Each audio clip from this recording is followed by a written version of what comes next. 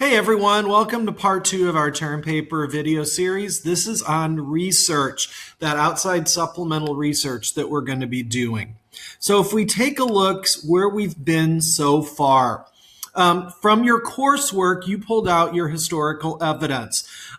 We filled that out in the pre-writing worksheet, those columns on Jamestown / the Chesapeake / Virginia and New England.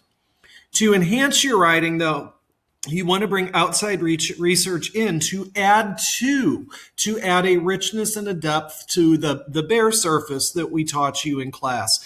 We gave you the basics. Now we want you to add to that and add more information.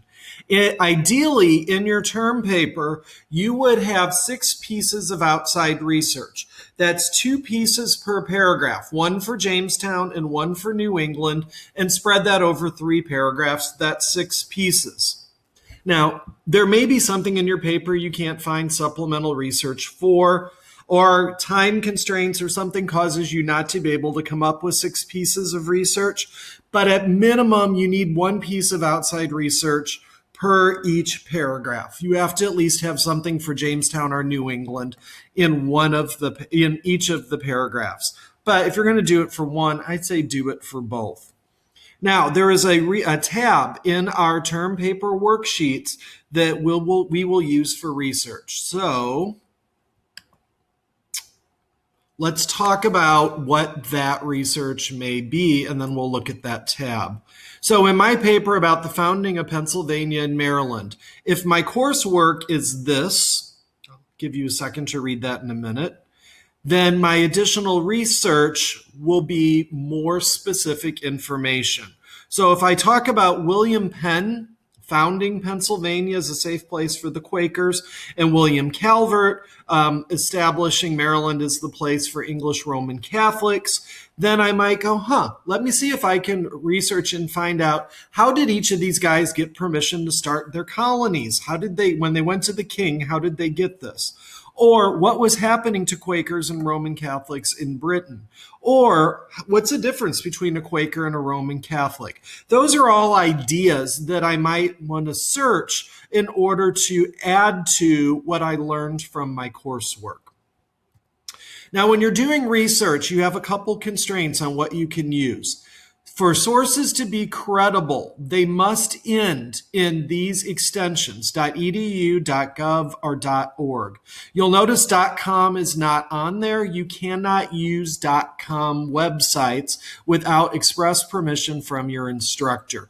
These are all websites that come from credible institutions, and therefore they're safe to use. So when you do your internet research, you may have to go on page 2 or 3 of Google to find websites with these extensions. You may get a lot of .coms at first.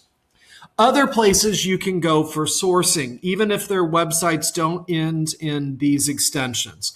Credible news sites, BBC World News, New York Times, Washington Post, those are all considered to be credible sites. If you find information on those that you want to use, you can, even though they are .com, because they are legitimate journalistic institutions.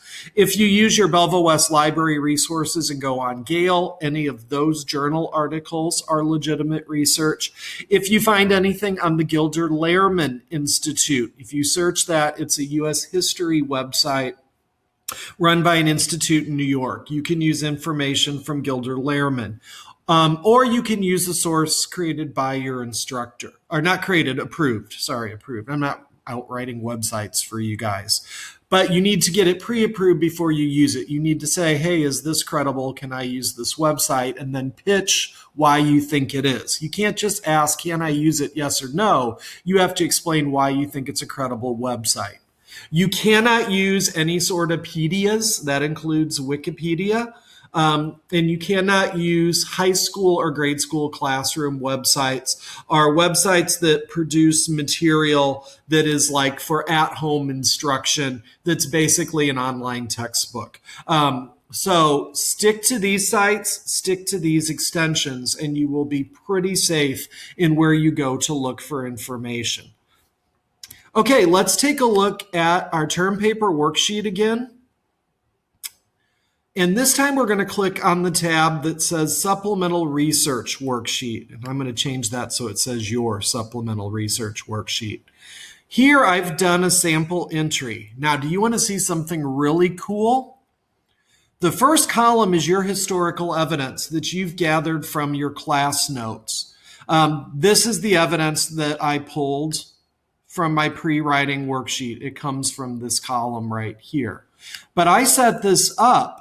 So if you go to your pre-writing worksheet in your first body paragraph on Jamestown, and you enter information in blah, blah, blah into Jamestown, when you click on your supplemental research worksheet, it carries it over for you automatically. You don't have to retype it.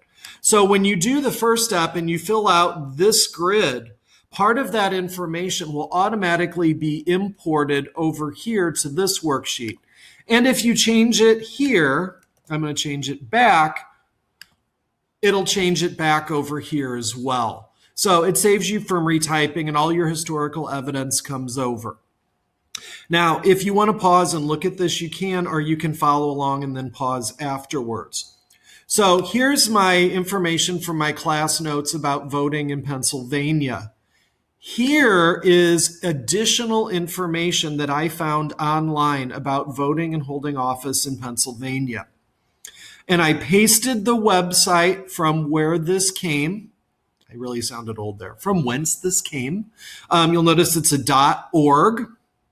Now, when you're writing your paper, you have to do what are called in-text citations and APA references. We're going to talk about this section a little bit later on.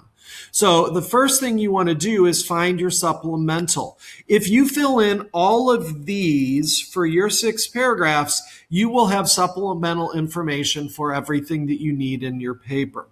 So find your information, use complete sentences when you fill this out. It's going to make it easier when you write your paper.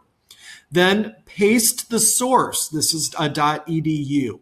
We'll come back to these columns a little bit later on. So that brings us to the end of our research segment, where you want to go out and you want to find information that adds to or accentuates or enhances the information that you're pulling from class. Put that information in this worksheet so that you've got everything you need to write your term paper. Between here and here, you're good to go. Okay, if you have questions, shoot your teacher an email or ask them in person. And as always, have a great day.